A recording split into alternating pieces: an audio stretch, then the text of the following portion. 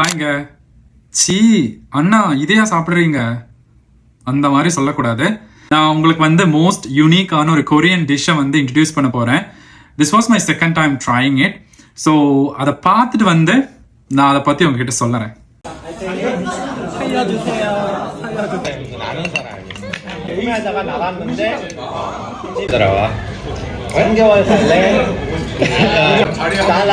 Actually it tastes good.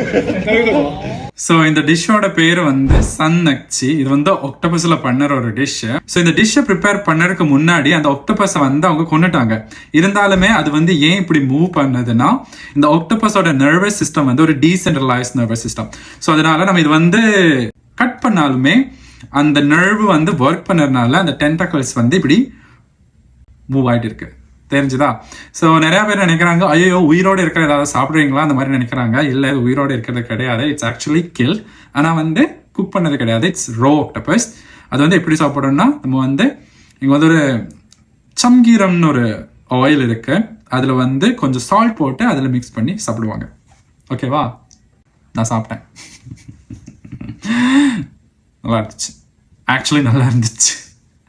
It's a new thing. Try பண்ணணும்னு நினச்சா try பண்ணுங்க. அன்யா.